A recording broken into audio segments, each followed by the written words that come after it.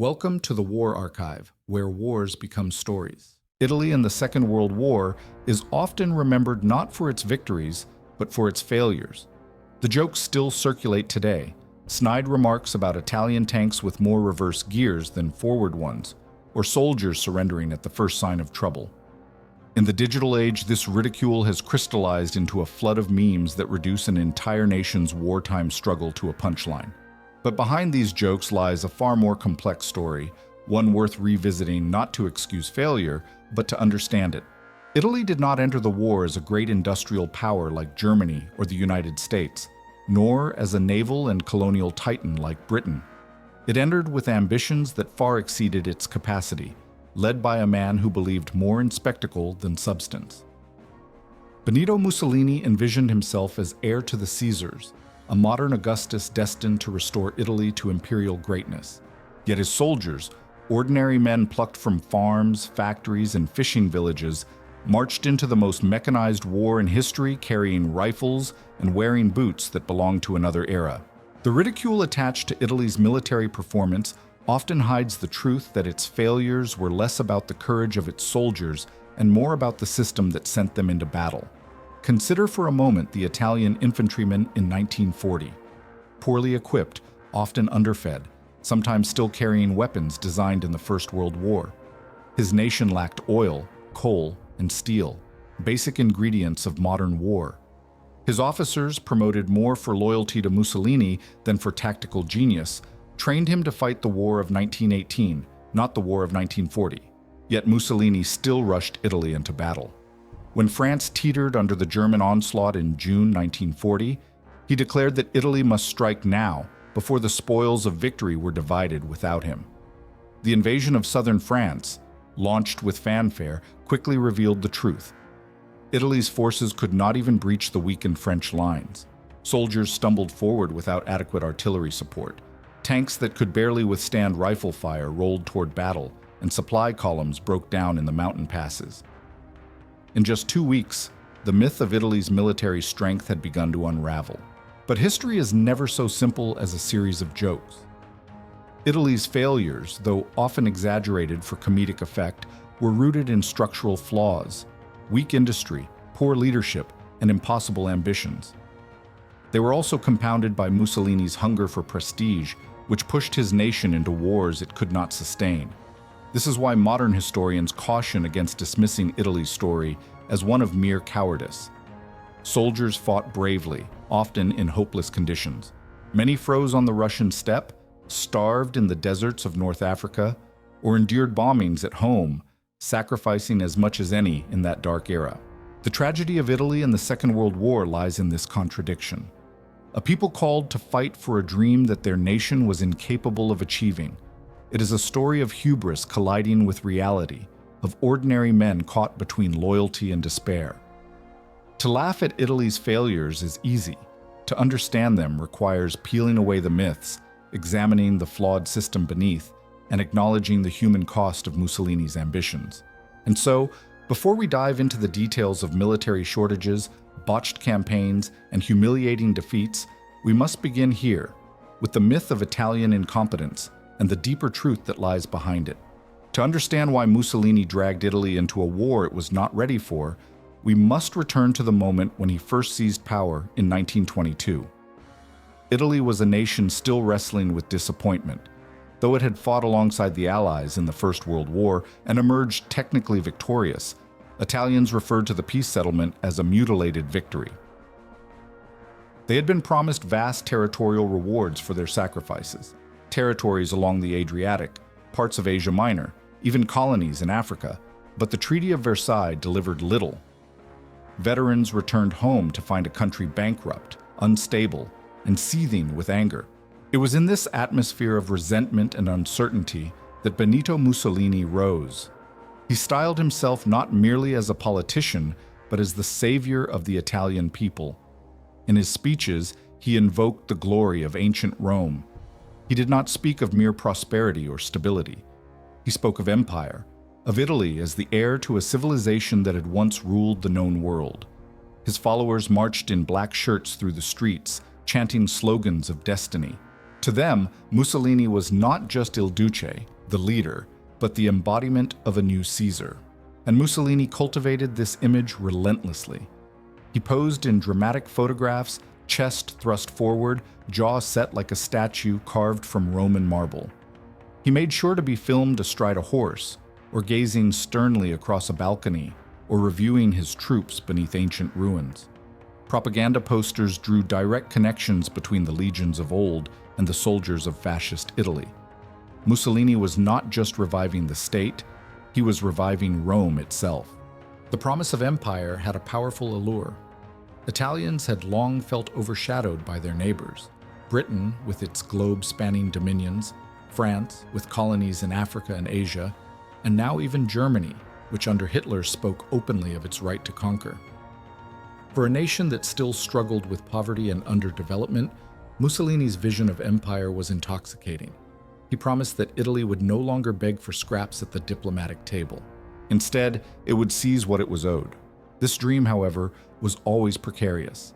Italy's economy was fragile, its industry underdeveloped, its military equipment decades behind its rivals.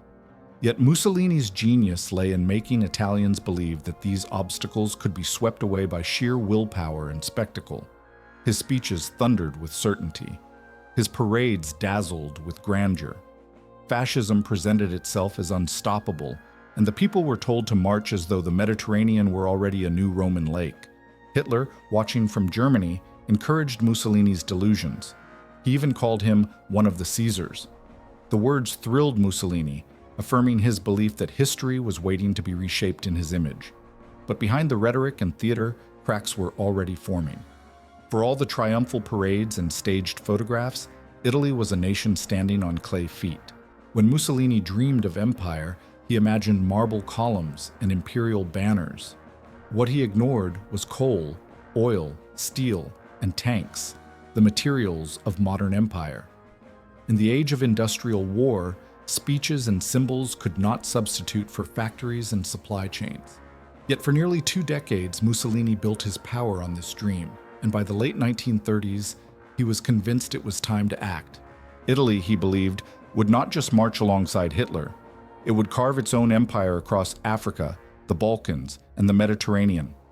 The world, Mussolini declared, would once again bow to Rome. It was a dream destined to collide with reality, and in that collision, Italy's weakness would be exposed to the world. To understand the disaster that unfolded for Italy during the Second World War, one must look closely at the man at its center. Benito Mussolini was not a strategist nor a general. He was a showman, part actor, part demagogue, who believed that force of personality could bend reality itself. When he looked in the mirror, he did not see a provincial journalist who had clawed his way into politics. He saw Augustus reborn, a man destined to restore Rome's glory. Mussolini had a gift for theater. He spoke with dramatic pauses, thunderous hand gestures, and a booming voice that filled piazzas with electricity. Italians, weary of weak governments and endless strikes, found in him a figure who promised certainty. He cultivated every detail of his public persona: the jutting chin, the broad stance, the carefully staged photographs of him harvesting wheat, flying airplanes, or wielding swords. To his admirers, he seemed tireless, a man of action who lived as he spoke. But behind the spectacle was a restless insecurity. Mussolini feared irrelevance. His early years had been marked by poverty and rejection. He had once been a radical socialist, then a soldier, and finally a political agitator who saw that nationalism offered him the greatest stage. The grander the promise he made, the more he silenced doubts about his own limitations. Dreams of empire were not only for Italy, they were also for himself, a way to etch his name alongside Caesar and Augustus. This need for prestige shaped every decision he made. Mussolini envied Hitler's meteoric rise in Germany. When Hitler annexed Austria and shattered Czechoslovakia, Mussolini looked on with both pride and envy. Pride because he imagined himself Hitler's equal. Envy because he knew Italy lacked the steel, oil, and factories that made Germany powerful. Still, he would not be left behind. Italy's empire, he told his people, would stretch from the Alps to the Horn of Africa, and the Mediterranean would once again be Mare Nostrum, our sea. Yet in private, Mussolini admitted doubts. His marshals reminded him that Italy's armies lacked tanks, artillery, and trucks. Generals like Pietro Badoglio urged patience, warning that entering a modern war too soon would be suicide. But Mussolini's ego could not wait. He had invested nearly 2 decades in building a myth of invincibility. If Italy remained on the sidelines while Germany conquered Europe, his entire image would collapse. He told himself that boldness was always rewarded, that history favored those who acted decisively. This tension between Mussolini's vanity and Italy's reality would drive the nation into catastrophe. The Duce believed that speeches, parades, and sheer willpower could substitute for logistics and planning. He was convinced that courage alone could make up for outdated rifles or thin-skinned tanks. For him, hesitation was worse than defeat, because hesitation exposed weakness. Thus, Mussolini dragged Italy into war not because it was ready, but because he was unwilling to be left behind. In doing so, he gambled not only with his own prestige, but with the lives of millions of Italians. The tragedy is that many believed him. They marched beneath banners of Rome reborn, thinking themselves heirs to Caesar, when in truth they were marching into a storm their nation could not withstand. When the storm of war finally broke across Europe in September 1939, Mussolini hesitated. Italy, after all, was not prepared. Its factories sputtered, its arsenals were half empty, and its generals quietly admitted the nation lacked even the fuel to sustain long campaigns. For a brief moment, Mussolini listened to his advisors, men like Marshal Pietro Badoglio, a seasoned officer who warned that entering the war too soon would spell disaster. Another was Italo Balbo, the daring aviator and governor of Libya, who urged caution and time to rearm. Both men understood the cold arithmetic of war. Steel, oil, and supplies would matter more than speeches or parades. But Mussolini was never a patient man. He looked north to Germany and saw Hitler's armies smashing through Poland and France with breathtaking speed. The world seemed to tremble before the Third Reich, and Mussolini feared Italy would miss its chance to share in the spoils. For him, the war was not a question of if, but when. He did not want Italy to be a spectator at the table of victors. He wanted it to arrive as a conqueror, demanding its seat. And so, in June 1940, as France tottered on the brink of collapse under German attack, Mussolini made his move. Against the advice of his marshals, he declared war. He proclaimed that Italy needed only a few thousand dead to secure its share of victory. The words, chilling in their cynicism, revealed how little he valued the lives of his soldiers compared to his own hunger for prestige. The Italian invasion of southern France was launched with trumpets and banners. Mussolini imagined a swift triumph, a victorious march into Nice, perhaps even Marseille, that would cement Italy's place as Germany's equal. Yet what followed was a harsh lesson in reality. Italian troops, poorly supplied and ill-prepared, struggled in the Alpine passes. Artillery pieces dragged up winding mountain roads, broke down before they could fire a shot. Tanks, lightly armored and undergunned, stalled on the rough terrain. Soldiers trudged forward in summer uniforms, shivering as snowstorms swept over the high peaks. Meanwhile, the French, though already beaten by the Germans in the north, fought fiercely in the south. Their defenses in the Alps had been carefully constructed, and Italian assaults were repelled again and again. The campaign, meant to be Mussolini's grand entry into the war, turned into a humiliation. By the time France surrendered to Germany, Italian gains amounted to little more than a few villages near the border. The world noticed. Germany's lightning-fast victories contrasted sharply with Italy's plodding, ineffective advance. Mussolini had hoped to enter the war as a Caesar. Instead, Italy's first steps were those of a crippled empire in waiting. Behind the facade of fascist strength, the cracks were widening. Yet Mussolini was undeterred. To admit failure was impossible. To retreat into caution, unthinkable. He doubled down, convinced that destiny favored boldness. If France had not brought him glory, perhaps the Balkans would. If the Alps had humbled his armies, perhaps the deserts of North Africa would redeem them. Always the dream of empire pushed him forward, and always reality lagged behind. This impatience, this refusal to wait, to prepare, to accept Italy's limits, would become the hallmark of Mussolini's strategy. It was a strategy that demanded speed and spectacle, but condemned his nation to repeated humiliation. In chasing triumph, Il Duce set Italy on a path where each gamble only deepened its ruin.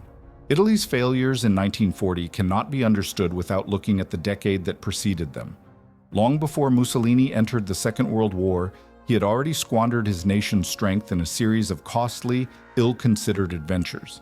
Each one was meant to prove Italy's imperial might. Each one left the country weaker than before. The first and perhaps most infamous was the invasion of Ethiopia in 1935. Mussolini framed it as the fulfillment of Italy's destiny in Africa, avenging the humiliating defeat at ADWA in 1896, when Ethiopian warriors had crushed Italian forces. This time, Mussolini vowed, Italy would not be denied. The campaign, waged with overwhelming force, including poison gas and modern aircraft against poorly equipped Ethiopian fighters, was a brutal colonial war disguised as a triumph of civilization.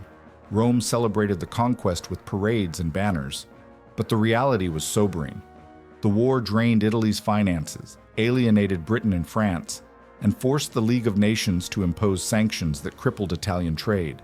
The new empire in East Africa was less a jewel in the crown than a logistical nightmare, demanding constant garrisons, supplies, and repression of local resistance. Next came Spain. In 1936, Mussolini eagerly intervened in the Spanish Civil War, sending tens of thousands of troops, aircraft, and tanks to support Francisco Franco. He saw it as both a proving ground for fascist ideology and a chance to bind Italy closer to Nazi Germany. The war dragged on for 3 years, bleeding Italy of resources. Italian troops fought bravely in battles like Guadalajara, but their defeats were stark, exposing weaknesses in training and equipment that Mussolini chose to ignore. While Franco eventually triumphed, the victory was Franco's, not Mussolini's. Italy had paid dearly in blood and treasure, gaining little more than hollow prestige. Then came Albania in 1939, a small and swift invasion that Mussolini staged largely to imitate Hitler's dramatic seizure of Austria and Czechoslovakia. Italy's forces overwhelmed Albania in days, but the conquest brought no meaningful strategic advantage. Instead, it became another drain on Italy's already strained supply lines and manpower. By the time the Second World War began, Italy had already stretched itself thin. Its armies were scattered across colonies in Africa and Europe, its economy weakened by sanctions and overspending, its arsenals depleted by years of fighting wars that brought little reward. Mussolini, however, saw only the glory. In his mind, Ethiopia had restored Roman pride, Spain had proven Italy's martial spirit, and Albania had confirmed his image as a conqueror. What he ignored was that each of these ventures had eaten away at Italy's ability to wage the real war that was coming. The irony is striking. Mussolini had spent nearly 2 decades preparing Italians to believe in empire. But when the moment of destiny arrived, Italy had already bled itself dry in the pursuit of illusions. Factories could not produce modern weapons quickly enough. Soldiers marched with rifles that had already seen action a generation earlier. Oil and coal were in short supply, forcing commanders to ration fuel long before campaigns began. Thus, when Mussolini pushed Italy into war in 1940, he was drawing from a nation that had already spent its strength. The victories he boasted of in Ethiopia, Spain, and Albania had not built a new Rome. They had hollowed one out. Italy entered the global conflict carrying not only the weight of Mussolini's ambitions, but also the burden of his reckless past. If Mussolini's vision of empire was built on fragile foundations, nowhere was this more evident than in the leadership of his armed forces. The Italian High Command in the late 1930s was less a council of seasoned strategists than a court of flatterers and political loyalists. Merit counted for little, loyalty to Mussolini counted for everything. Marshal Pietro Badoglio, for instance, owed his position less to brilliance on the battlefield and more to his careful balancing act of supporting the regime while avoiding Mussolini's jealousy. Others rose even faster by being ardent fascists rather than competent soldiers. This politicization of the officer corps was disastrous. Instead of a hierarchy shaped by experience and merit, Italy's army was guided by men who often had no understanding of modern warfare. Historians like MacGregor Knox have observed that this system created a culture where failure was hidden and innovation stifled. Officers were reluctant to challenge outdated doctrines for fear of appearing disloyal. Promotions were handed to men who agreed with Mussolini's fantasies rather than those who warned of logistical realities. In such an atmosphere, truth became dangerous.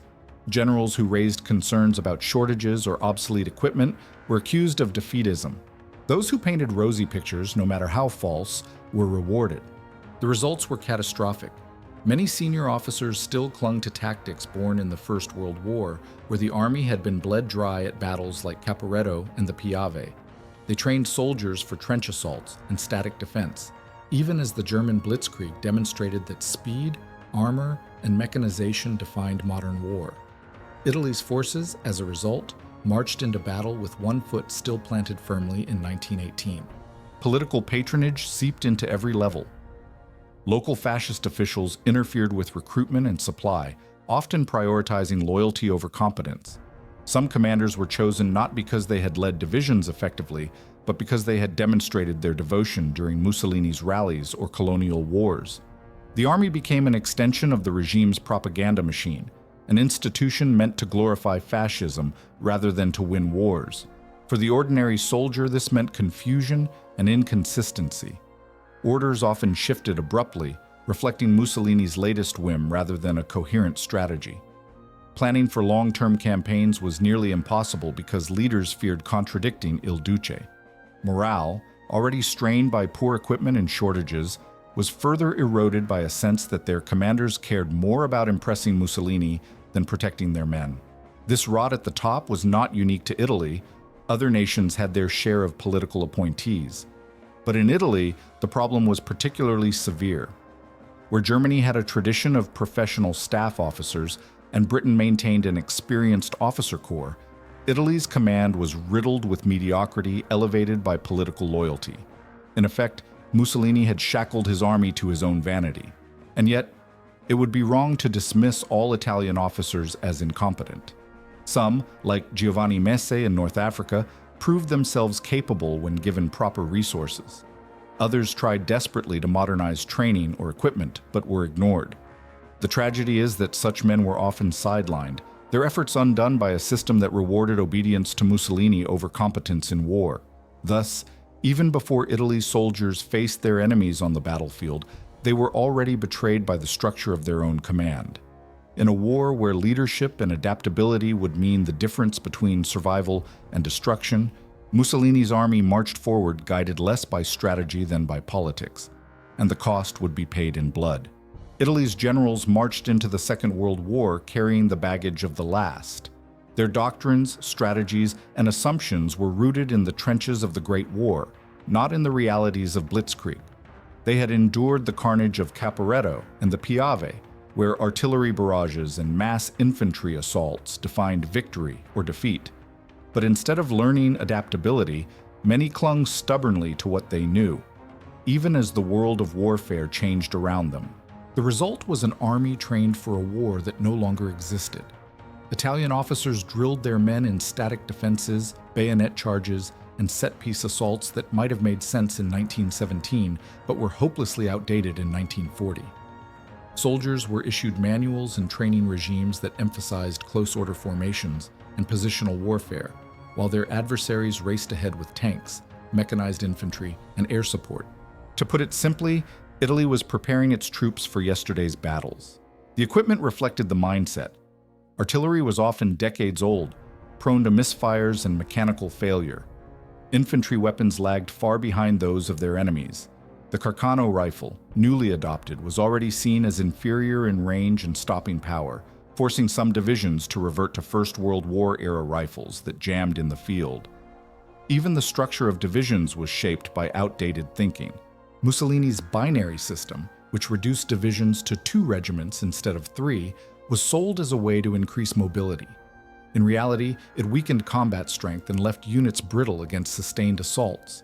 One must imagine the emotional toll on the average soldier. Young conscripts, barely trained, were marched into battles armed with weapons their fathers might have carried a generation earlier. Tanks meant to spearhead offensives were thinly armored death traps, vulnerable even to small-caliber anti-tank rifles. Pilots climbed into biplanes that looked as though they belonged in a museum, not the skies of 1940. To fight in Mussolini's army was to fight with the ghosts of the past. And yet, this was not because Italians lacked bravery. Time and again, individual soldiers demonstrated resilience, improvisation, and courage. The failure was systemic, not human. Leaders who had seen the horror of 1915-18 recoiled from innovation, clinging instead to familiar methods. They trained their men for trench warfare on a battlefield that had become fluid, mechanized, and unforgiving. Historians have noted the bitter irony. Mussolini dreamed of reviving the Roman legions, but his generals had revived Verdun and Caporetto instead. They imagined slow, grinding campaigns of attrition, but the Second World War offered no time for that. Victories were now measured in days, not years, and armies that failed to adapt were swept aside with shocking speed. In this sense, Italy was not only outmatched by its enemies, but also trapped by its own past. The memory of the First World War lingered over every decision, every training manual, every deployment. The dead of Caporetto and the Piave whispered strategies from their graves, and Mussolini's officers listened. But when the test came in 1940, those ghosts offered no guidance, only chains that bound Italy to failure. Grand speeches and parades may inspire, but wars are won with steel, fuel, and factories. Here lay one of Italy's deepest weaknesses. Its industrial base was simply incapable of sustaining a modern war. Mussolini could dream of empire all he wished, but Italy lacked the means to build it. Consider the numbers. By 1940, Italian infantry divisions were short an estimated 15,000 artillery pieces, yet the nation's factories could only produce about 8% of that number in a single year. What artillery did reach the front was often defective. Barrels warped after only a few dozen rounds, breeches jammed, and ammunition misfired. Infantry rifles, too, suffered from reliability issues. Soldiers often swapped the new Carcano for older, sturdier models from the First World War. Hardly a vote of confidence in Italy's modern armament.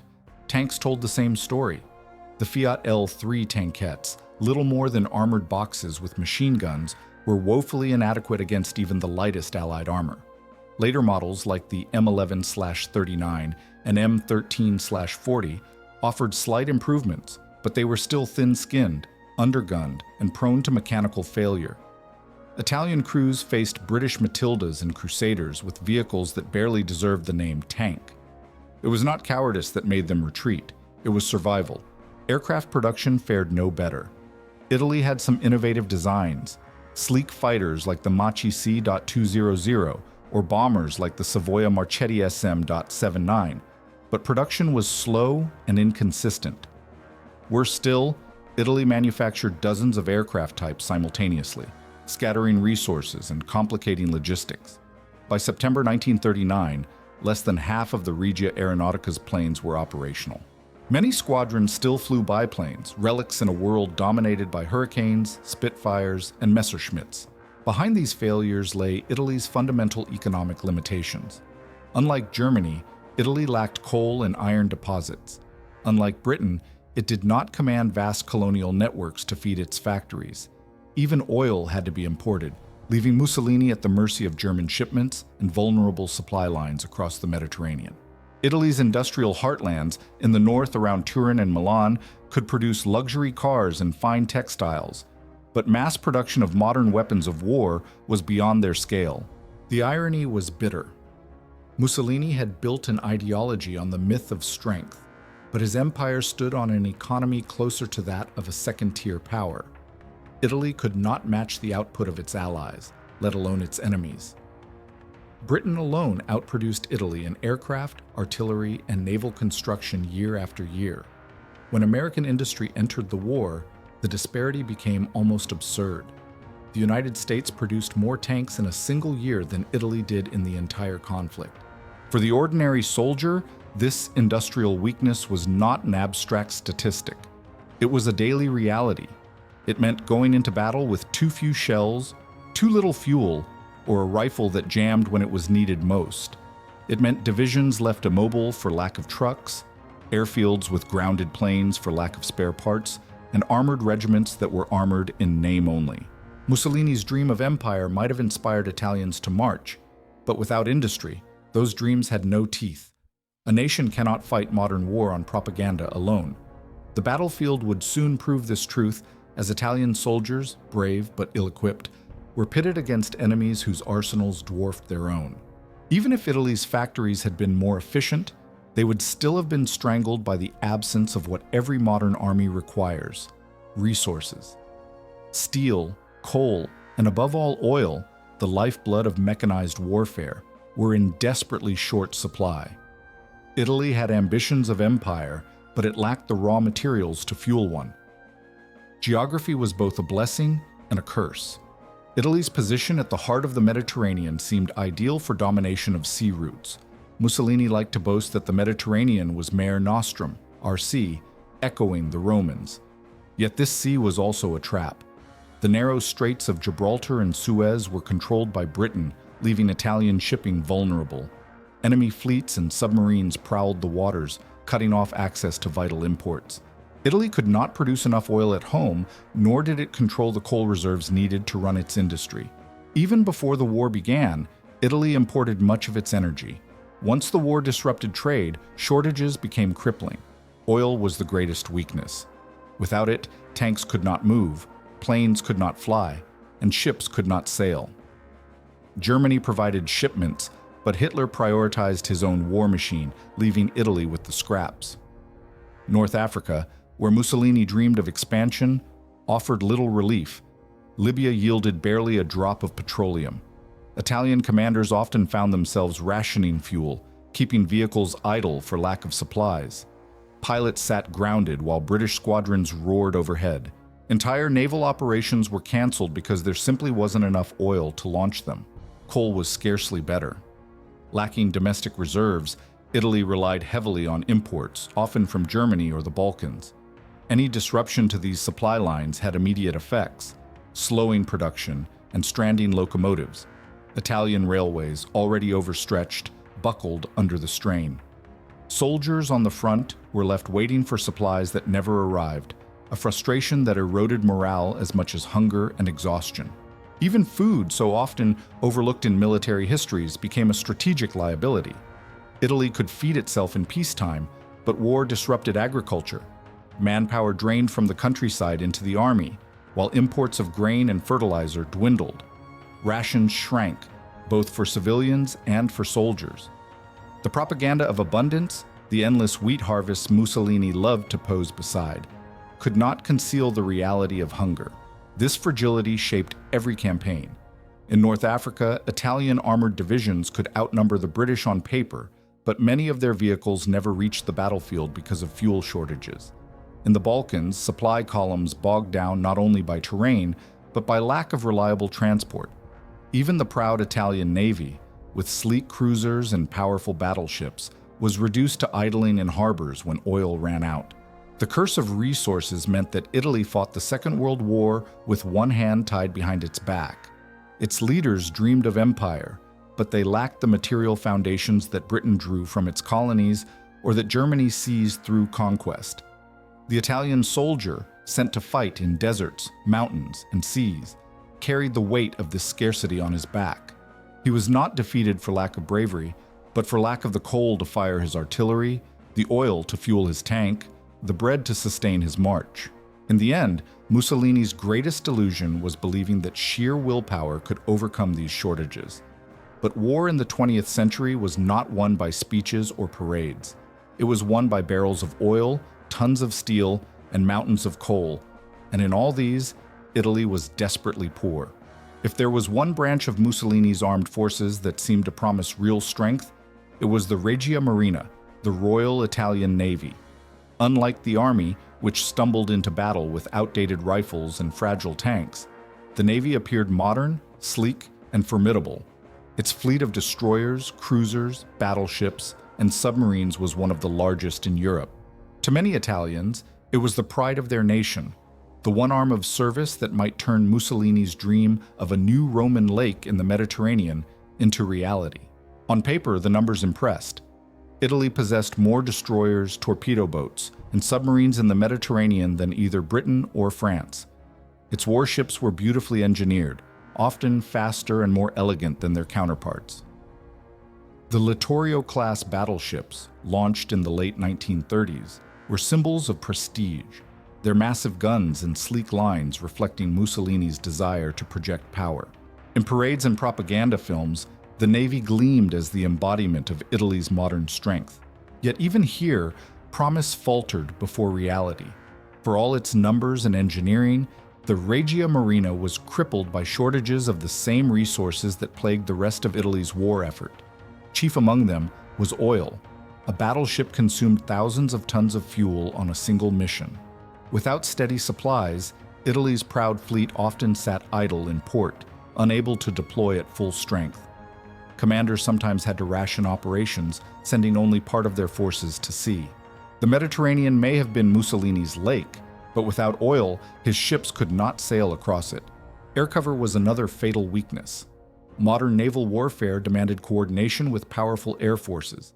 Germany's Luftwaffe understood this, and Britain's Royal Navy benefited from the protection of the RAF. Italy's Regia Aeronautica, however, was fragmented and unreliable. Italian ships sailed with little or no air support, leaving them vulnerable to Allied bombers and reconnaissance. This imbalance turned the Mediterranean into a deadly arena. While Italian warships fought bravely, sometimes scoring sharp tactical victories, the lack of fuel and air protection meant they could not turn these into lasting strategic gains. And yet, to dismiss the Regia Marina as ineffective would be unfair. Its sailors fought with skill and courage.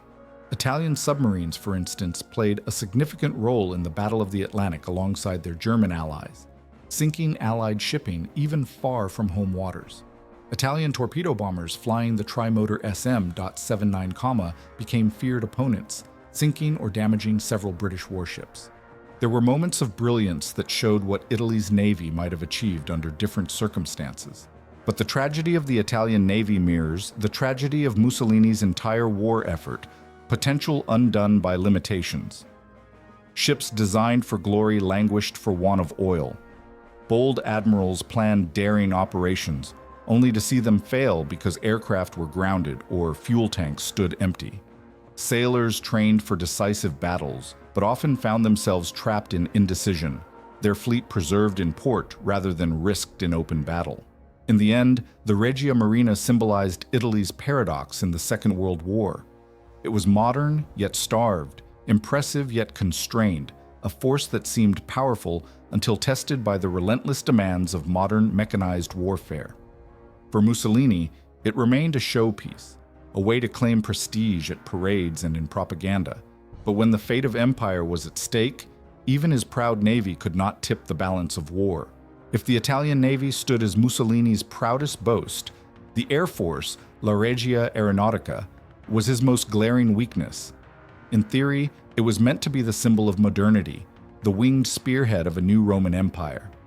Mussolini often used it in propaganda, showcasing sleek aircraft in air shows, their formations spelling out the fascist symbol across the skies. To Italians on the ground, it seemed like proof that their nation had finally entered the modern age. But when war came, that illusion shattered quickly. The problems began with numbers. At the outbreak of war in September 1939, less than half of Italy's aircraft were serviceable. The others languished in hangars, missing spare parts or crippled by maintenance issues. Pilots, desperate to keep their squadrons airborne, scavenged parts from one machine to keep another flying. Even the planes that did make it into the sky were often outdated. Incredibly, many Italian pilots were still flying biplanes, canvas and wire designs that belonged to the First World War, against the Spitfires and Hurricanes of the British RAF. Diversity of models compounded the chaos. Unlike Britain or Germany, which streamlined production to focus on a handful of reliable designs, Italy manufactured dozens of different aircraft types simultaneously. Each required different parts, different engines, different maintenance procedures. This scattershot approach strained Italy's already weak industry and made supplying squadrons a logistical nightmare. In some cases, mechanics on the front lines faced hangars filled with half-broken planes they had no tools or spare parts to repair. And yet, Italian aviation was not without talent. Engineers produced some innovative designs. Fighters like the Machi C.202 Folgore, which could hold its own against Allied aircraft when it finally entered service, or the trimotor Savoia Marchetti SM.79, which became one of the most effective torpedo bombers of the war. But these successes were undermined by delays, small production runs, and lack of coordination. By the time Italy fielded its best machines, the Allies had already deployed newer and stronger aircraft in greater numbers. The human cost of this disorganization fell squarely on the pilots. Many flew bravely into hopeless encounters, their outdated planes little more than targets. Accounts survive of Italian aviators taking off in slow, flimsy biplanes, only to be met by swarms of faster, better-armed enemy fighters. Losses were heavy, morale brittle. Pilots did what they could, sometimes diving into clouds to escape pursuit, sometimes attempting suicidal maneuvers to bring down an enemy, but courage alone could not overcome technological inferiority. Coordination with the other services was just as dire. Italian generals had little understanding of how to integrate air power into modern combined arms warfare. Ground forces often attacked without air cover, while the Navy sailed without reconnaissance or fighter support. Mussolini liked to boast that Italy's air force was among the strongest in Europe, but the truth was that it operated more like three competing branches: the fighter squadrons, the bomber groups, and the torpedo wings, each pursuing its own objectives with little cooperation. Thus, the Regia Aeronautica, intended as a gleaming emblem of fascist modernity, became instead a symbol of Italy's broader wartime failures, fragmented, under-equipped, and stretched beyond its limits. Like the Army and Navy, it was asked to fight a modern war with inadequate tools. Like them, it produced moments of heroism and ingenuity that stand out against the larger backdrop of dysfunction. And like them, it revealed the fatal gap between Mussolini's dream of empire and the material reality of his nation. Behind every grand strategy and every boastful speech stood the ordinary Italian infantryman, the backbone of Mussolini's armies, and the one who bore the brunt of Italy's unpreparedness. For all the mockery directed at Italy's wartime record, it is here, in the lived experience of these soldiers, that the true tragedy emerges. By 1940, only about a quarter of Italy's divisions had sufficient weapons, equipment, and rations. The rest went to war with shortages so severe that units were sometimes left without artillery support, anti-tank weapons, or even adequate boots. Soldiers carried the Carcano rifle, a weapon infamous for its limited range and frequent jamming. Many veterans quietly preferred the older rifles from the First World War, despite their age, because they were sturdier and more reliable.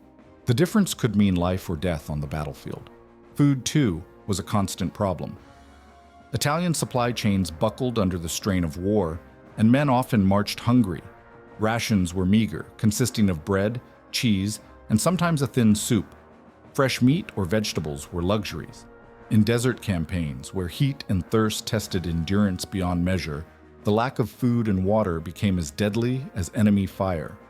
Soldiers nicknamed their meals La Fame Nera, the Black Hunger. Transport was another weakness. While their German allies sped across Europe in mechanized convoys, Italian divisions were largely non-motorized. Men and supplies still moved by horse-drawn carts, a throwback to the 19th century. When Mussolini introduced the binary system, reducing divisions from 3 regiments to 2, it was touted as an innovation that would increase mobility. In reality, it diluted the fighting strength of each division while doing nothing to solve the lack of trucks, fuel, or spare parts. And yet, despite these shortcomings, many Italian soldiers fought with courage. In the frozen steppes of Russia, they endured temperatures that froze rifles solid, digging trenches with bare hands when shovels ran out. In North Africa, they faced sandstorms, thirst, and relentless British counterattacks, often holding their ground until collapse. Even in Greece, where terrain and weather conspired against them, men pressed forward in snow and mud, their uniforms in tatters, clinging to the hope that their sacrifices would not be in vain. But bravery alone could not compensate for systemic failure. Time and again, Italian units broke not because they lacked heart, but because they were abandoned by poor planning, outdated equipment, and inadequate supplies. Morale eroded as soldiers realized their sacrifices were squandered by leaders who cared more about Mussolini's prestige than their survival.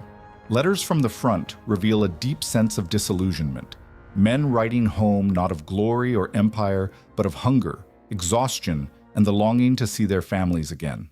This is the paradox of Italy's war effort. The soldiers themselves were no less human, no less capable of courage than those of any other nation. What failed them was the system that armed them with relics, starved them of supplies, and commanded them with arrogance and incompetence. When history remembers them as the butt of jokes, it obscures the truth that countless Italian soldiers endured the same hardships, fears, and sacrifices as their counterparts in every army.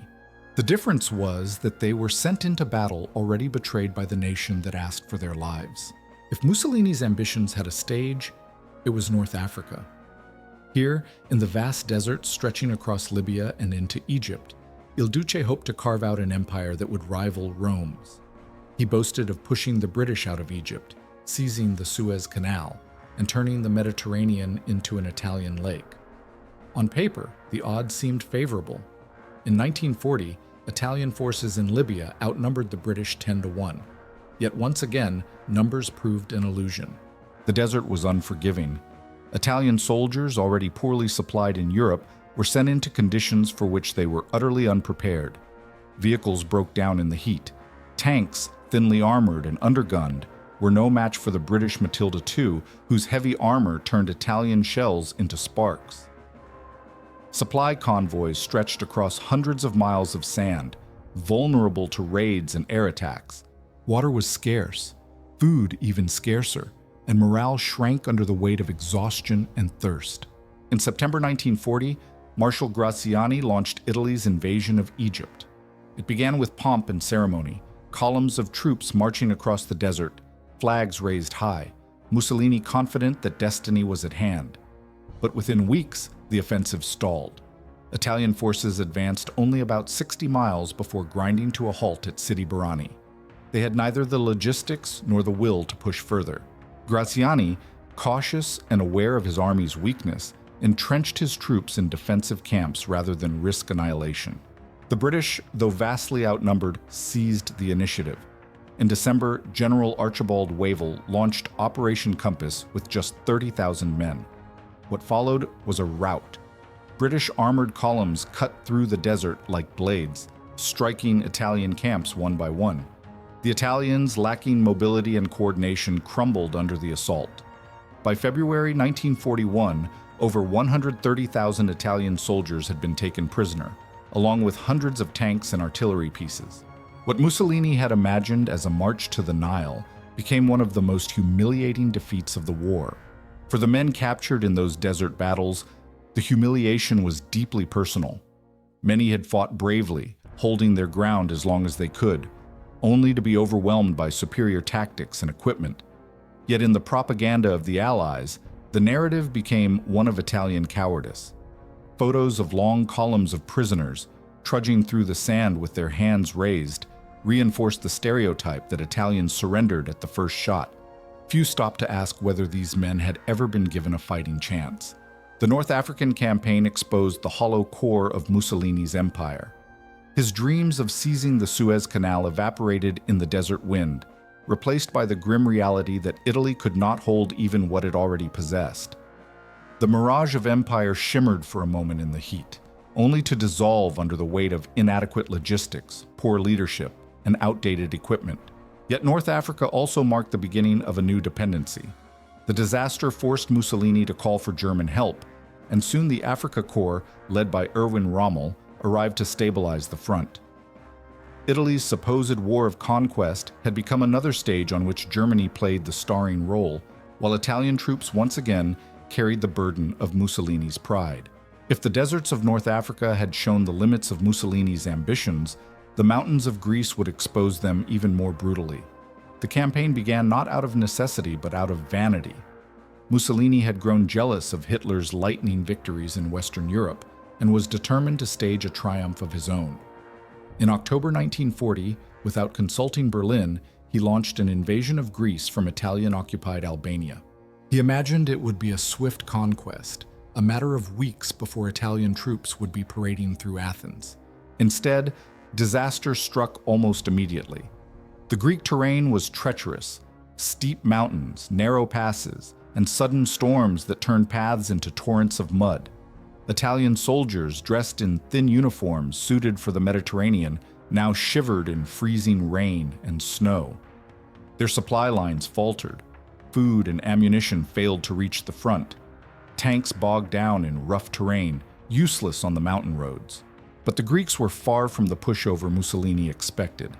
United in defense of their homeland, they launched fierce counterattacks. With remarkable resilience, they pushed the Italians not only out of northern Greece, but back into Albania itself. Villages that Mussolini had hoped to claim were instead filled with retreating Italian troops, demoralized and exhausted. The world, watching, saw not a conquering empire, but a faltering force unable to subdue a much smaller opponent. Hitler was furious. The Greek campaign forced Germany to divert resources from its planned invasion of the Soviet Union, delaying Operation Barbarossa by critical weeks. German troops had to intervene in April 1941, sweeping into Greece and Yugoslavia in a lightning campaign that quickly succeeded where Mussolini had failed. Italian pride was further battered as German soldiers marched through Athens, while Italians trailed behind as junior partners in their own war. For the men on the ground, the humiliation was bitter.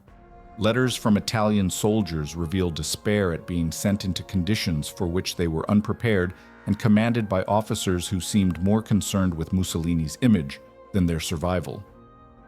"We are fighting the mountains more than the enemy," one wrote, summing up the futility of their struggle. The consequences were far-reaching. Mussolini's reckless invasion tied down German divisions in the Balkans, draining resources that Hitler had intended for Russia. Strategists later speculated that this delay, though only weeks, contributed to the Wehrmacht's failure to capture Moscow before the onset of winter. In this sense, Mussolini's blunder in Greece may have altered the course of the entire war, though certainly not in the way he intended.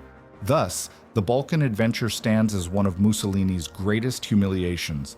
It was a war begun for prestige, fought without preparation, and ended only by German intervention. The supposed heir to Caesar had not only failed to conquer a small neighbor, but had endangered his alliance with Hitler and revealed once again the fragility of his empire. The mountains of Greece, like the sands of North Africa, became another graveyard for Mussolini's delusions. Italy's alliance with Nazi Germany was supposed to elevate Mussolini's empire, binding it to Hitler's unstoppable momentum. In reality, it exposed the imbalance between the two dictators and revealed Italy's position not as an equal partner, but as a burdensome subordinate. Mussolini liked to boast of the Pact of Steel, signed in 1939, which promised mutual military support between Rome and Berlin. To the Italian public, it seemed a union of equals, two fascist empires remaking Europe side by side. To Hitler, however, it was clear from the start. Mussolini's Italy was the weaker partner. The early campaigns made this painfully obvious. In France, Greece, and North Africa, Italian failures forced Germany to intervene repeatedly. Each time, Mussolini had imagined quick, glorious conquests. Each time, Hitler had to send German divisions to rescue Italian armies from collapse. In private, Hitler expressed contempt for Mussolini's rashness and the ineffectiveness of Italian forces. He considered his ally a liability, useful for geography, but unreliable in war. And geography was Italy's true contribution.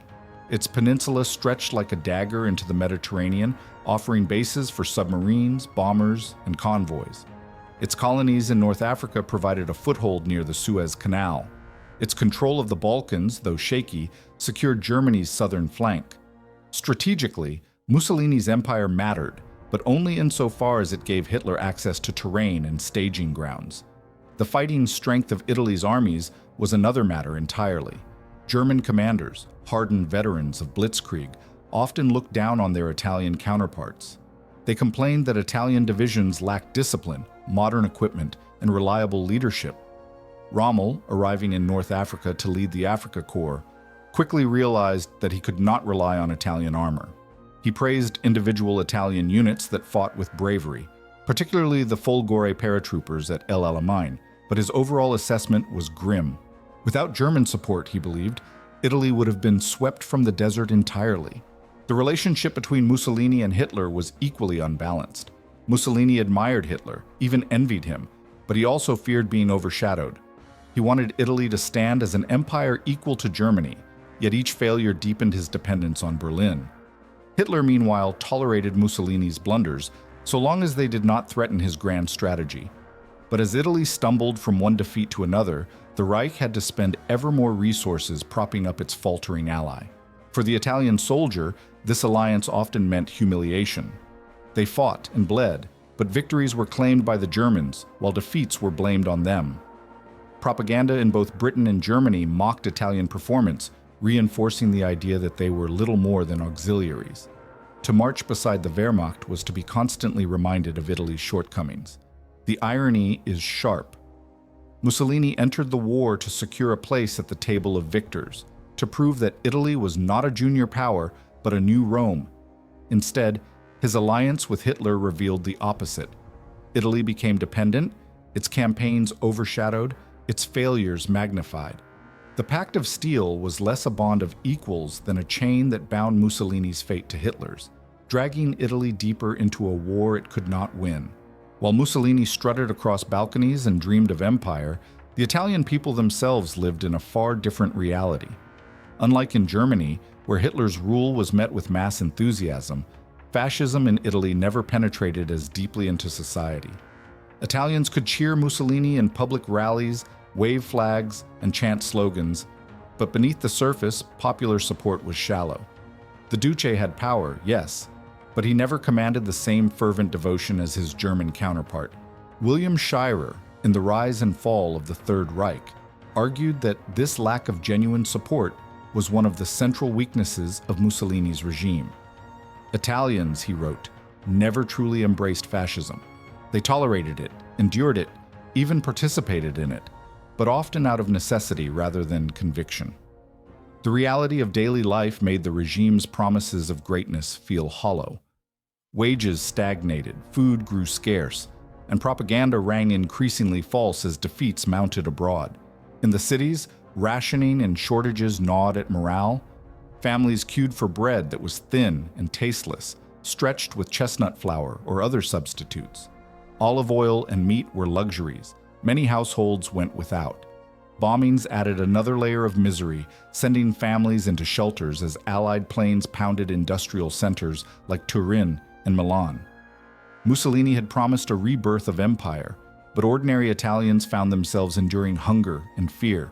In the countryside, peasants bore their own burdens. Sons were conscripted, leaving farms undermanned. Fields went untended, harvests shrank, and taxes rose to fund Mussolini's wars. Many rural Italians, far from the rallies and propaganda of Rome, felt only the absence of their menfolk and the weight of scarcity. The new Roman Empire meant little to them beyond suffering. And yet, Italians were not passive. Resistance brewed quietly, even before 1943. Whispers of discontent passed in cafes and kitchens. Underground groups began to form, often led by socialists, communists, or Catholics disillusioned with fascism. Even within the army, soldiers wrote letters home filled with doubt and bitterness, questioning why they were dying in distant deserts or frozen steppes for a cause that seemed meaningless. This divergence between regime and people widened as the war dragged on. Mussolini projected confidence, promising victories that never came. Each failure, France, North Africa, Greece, strained the patience of a population already skeptical. Unlike Germany, where Hitler's grip only tightened as the war deepened, Mussolini's support crumbled. Italians grew weary of sacrifice without reward, of defeats explained away by propaganda that few still believed. By 1943, the gap was undeniable. The regime had promised a new Rome, but instead delivered ruin. Ordinary Italians, who had never truly embraced fascism with their hearts, were ready to turn away from it altogether. This fragility at home would prove decisive when the Allies landed in Sicily, toppling Mussolini's image of invincibility and revealing just how little foundation his regime truly had. The failure was not just military, it was social. Mussolini had built an empire of symbols and rhetoric, but he had never built an empire in the minds of his people. When the moment of crisis came, that lack of belief would make all the difference. By 1943, Mussolini's grand illusion was crumbling. The defeats in North Africa and the Balkans had drained Italy of men and morale, while Allied bombers hammered the industrial heartlands. Cities like Milan, Turin, and Genoa shook under waves of destruction, their factories in ruins, their populations huddled in fear. Bread grew scarcer, oil was gone, and faith in Il Duce had withered into resentment. Italy, once promised empire, now felt only hunger and despair. The blow came in July 1943. The Allies landed in Sicily, and resistance was weaker than even they expected. Italian troops, exhausted and demoralized, abandoned positions or surrendered in droves. Civilians, weary of war, often welcomed the invaders as liberators rather than enemies. Mussolini's propaganda machine tried to spin the disaster as temporary, but no one believed it anymore. Within days, the once vaunted defenses of the island collapsed. In Rome, panic rippled through the fascist leadership. Even the Grand Council of Fascism, Mussolini's own creation, turned against him. On July 25, 1943, he was summoned to the king's residence. Expecting a meeting, Mussolini instead found himself dismissed, arrested by royal guards, and quietly removed from power. The man who had strutted as a Caesar for 2 decades was now a prisoner, his empire unraveling. Italy itself fractured. The new government, led by Marshal Badoglio, signed an armistice with the Allies in September.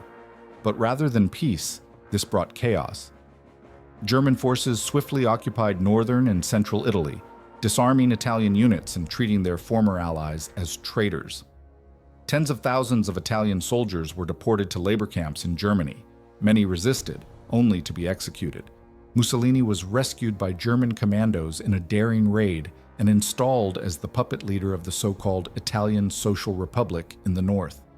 But the authority he once wielded was gone. His regime existed only under the shadow of German bayonets. Meanwhile, in the south, the Kingdom of Italy fought alongside the Allies, sending troops against their former comrades. Italy was now a nation at war with itself. For ordinary Italians, the years that followed were brutal. A civil war raged between fascists and partisans. Villages were burned in reprisals, civilians massacred, families torn apart by loyalty to different sides. Hunger deepened, bombings continued, and trust in leaders, both old and new, remained fragile. The dream of empire had shattered into the nightmare of occupation and civil strife.